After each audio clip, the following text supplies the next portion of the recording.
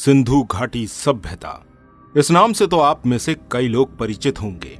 यह सभ्यता प्राचीन समय की सबसे पुरानी सभ्यता मानी जाती है, जो इजिप्ट और मेसोपोटामिया के समय की ही सभ्यता मानी गई है। यह सभ्यता आज से लगभग 5000 साल पहले पंजाब और सिंध राज्य में फैली हुई थी।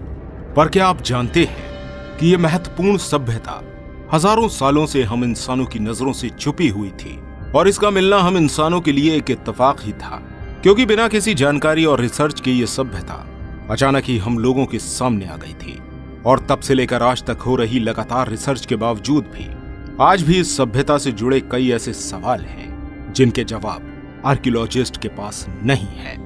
यह जानकार लोग आज भी इसकी भाषा के बारे में अभी तक नहीं समझ पाए हैं।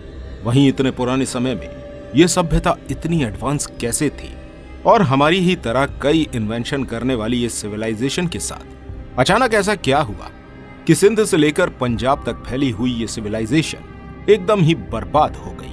आइए इन सवालों के जवाब आज की अपनी इस वीडियो में ढूंढते हैं और लेते हैं थोड़ी सी जानकारी इस प्राचीन सिंधु घाटी सभ्यता और इंडस वैली सिविलाइजेशन के बारे में। सिंधु घाटी सभ्यता से पहला परिचय। इस सभ्यता की सबसे पहली पहचान सिंधु नदी के पास स्थित पंजाब क्षेत्र में हुई थी और इस सभ्यता की खोज से एक छोटी सी कहानी भी जुड़ी है।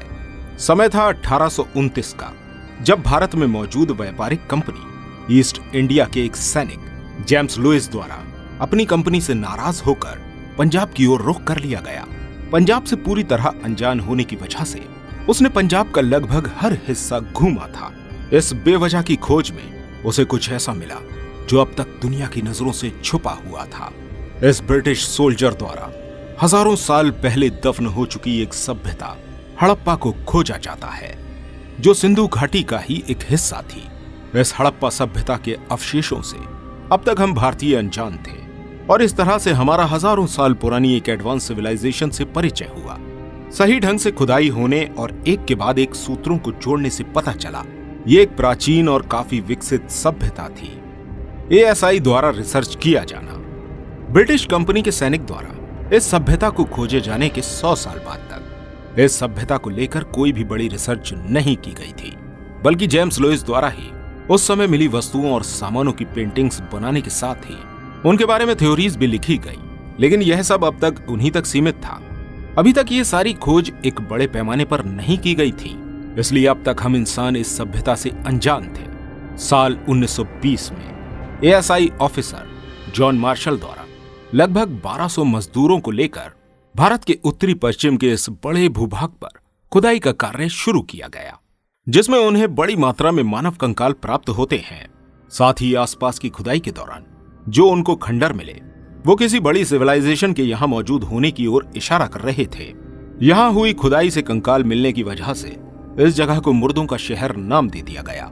सालों तक हुई लगातार रिसर्च के दौरान इस भूभाग से कई तरह के एंटीक सामान, ज्वेलरी, बर्तन बरामद हुए। इन अवशेषों को एक सूत्र में बांधने के बाद ASI द्वारा यह बात क्लियर की गई कि आज से लगभग 2500 साल पहले सिंधु घाटी के किनारे इंडस सिविलाइजेशन मौजूद थी, जो एक एडवांस सिविलाइजेशन थी। एक एडवांस सिविलाइजेशन। दोस्तों, इस सभ्यता के बारे में कहा जाता है कि यह आज से हजारों साल पहले भी इतनी एडवांस थी कि इस सभ्यता के लोग बाथरूम, फ्लश जैसी चीजों का यूज करते थे। साथ ही इस बसे बसाए शहर में स्विमिंग पूल्स और मल्टी स्टोरी बिल्डिंग जैसी सहूलियतें भी मौजूद थी। इस सभ्यता के लोगों का विदेश में व्यापार भी था। यह सभ्यता आज से हजारों साल पहले बहुत ज्यादा उन्नत थी। यह सभ्यता आज से हजारों साल पहले कितनी उन्नत थी, इसके बारे में आप इन बातों से अंदाजा लगा सकते हैं। 6000 सालों तक अस्तित्व में रहने वाली इस सभ्यता में लगभग 50 लाख लोग निवास करते थे। हड़प्पा भाषा। सिंधु घाटी की भाषा, जिसे हम हड़प्पा लैंग्वेज कहते हैं, इसके मिलने के 100 साल बाद भी ये एक रहस्य बनी हुई है। साल 2016 में की गई रिसर्च के हिसाब से ये सिंधु सभ्यता आज लगभग 8000 साल पहले ब्रॉन्ज एज के समय की थी। इसी एज में मेसोपोटामिया और इजिप्ट की सभ्यताएं भी मौजूद थी।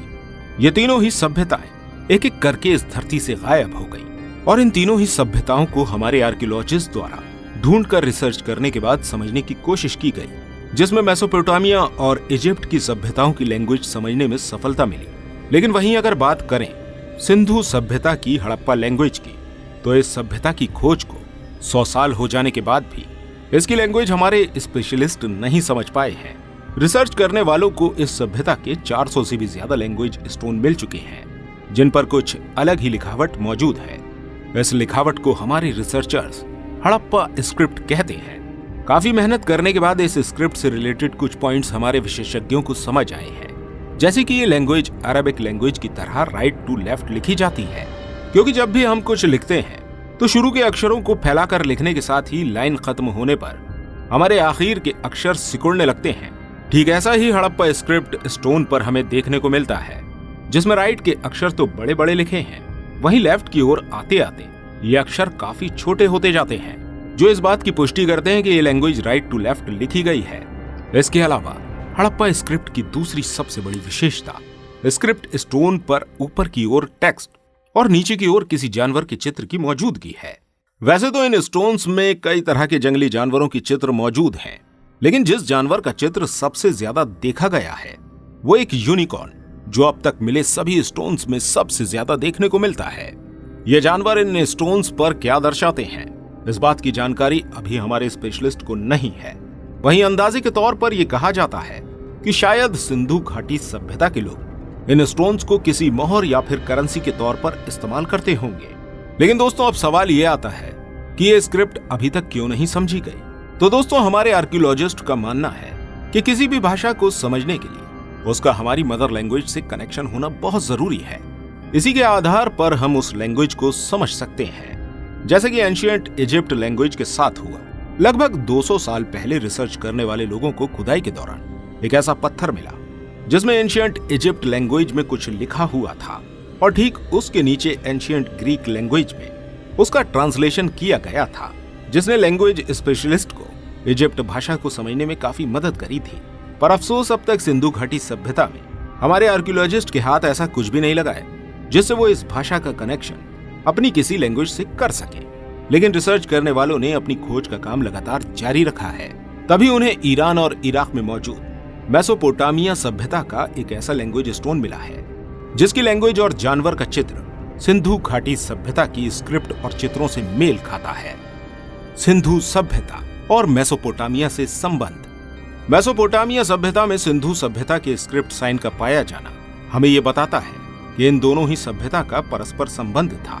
इस बारे में विशेषज्ञों की राय है कि सिंधु घाटी सभ्यता के लोग दूसरी सभ्यताओं से व्यापार करते थे। वो सिंधु नदी के माध्यम से मेसोपोटामिया और नील नदी के माध्यम से इजिप्ट सिविलाइजेशन से व्यापारिक संबंध रखते थे, और इसी के चलते मेसोपोटामिया सभ्यता द्वारा हड़प्पा लैंग्वेज के स्क्रिप्ट साइन को अपने यहाँ यूज किया गया होगा। सिंधु सभ्यता में नगरों का निर्माण। सिंधु सभ्यता के प्राप्त अवशेषों में हमें उस सभ्यता के नगरों के बारे में काफी अच्छी जानकारी मिलती है। उस समय के बनाए नगर काफी प्लानिंग के साथ बनाए गए थे। इनके नगरों की सभी गलियां 90 डिग्री के कोण पर मुड़ती थी। वहीं नालियों का ड्रेनेज सिस्टम भी काफी एडवांस था।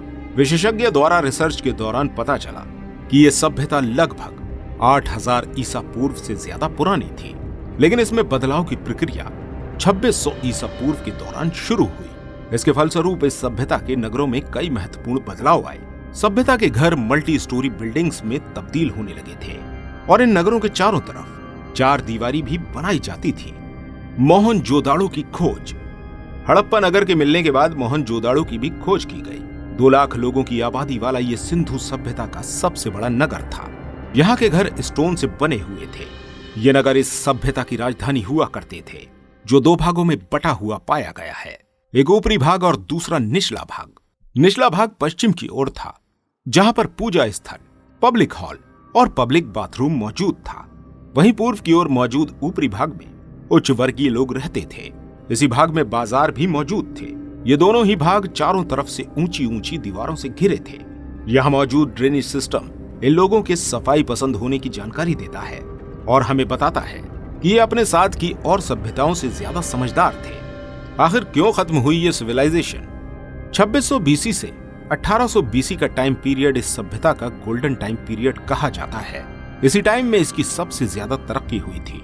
लेकिन इसके बाद 1800 बीसी से लेकर 1300 बीसी के बीच में ये सिविलाइजेशन धीरे धीरे खत्म होती गई। इन 500 सालों में सिंधु सभ्यता के ये नगर खंडहरों में बदलने लगे और उनके मेसोपोटामिया के साथ व्यापारिक संबंध खत्म हो गए। सिंधु सभ्यता के अंत होने के पीछे जानकारों द्वारा कई कारण बताए गए हैं। यह सभ्यता अपने जीवन के लिए सरस्वती नदी पर आधारित थी। उस समय टेक्टोनिक प्लेट्स में हुई हलचल की वजह से शायद सरस्वती नदी का रुख मुड़ गया होगा, या फिर वातावरण में परिवर्तनों के चलते यहाँ भयंकर सूखा पड़ा होगा, जिसके कारण यहाँ के लोगों द्वारा इस जगह को छोड़कर किसी दूसरी जगह पर पलायन किया गया होगा। वहीं एक और कारण के रूप में नेचुरल डिजास्टर को जानकार लोग इस सिविलाइजेशन के खत्म होने की बड़ी वजह मानते हैं। वहीं रिसर्चर्स द्वारा इस सभ्यता के खत्म होने का एक और महत्वपूर्ण कारण दिया जाता है। हो सकता है उस समय में मलेरिया, हैजा या फिर इसी तरह की कोई खतरनाक बीमारी लोगों में फैली हो, जिसने पूरी सभ्यता के लोगों को खत्म कर दिया। फिलहाल मुख्य कारण कुछ भी हो, लेकिन 600 BC तक पहुंचते पहुंचते ये सभ्यता और इसकी कहानी इस दुनिया से पूरी तरह खत्म हो चुकी थी। उम्मीद करते हैं दोस्तों आपको ये जानकारी पसंद आई होगी। अगर आपको ये वीडियो पसंद आई है तो इस वीडियो को शेयर और लाइक जरूर कीजिएगा, और इस तरह की अमेजिंग वीडियोस देखने के लिए हमारे इस चैनल को सब्सक्राइब करना बिल्कुल मत भूलिएगा। मिलते हैं आपसे अगली वीडियो में, तब तक अपना बहुत सारा ध्यान रखिएगा।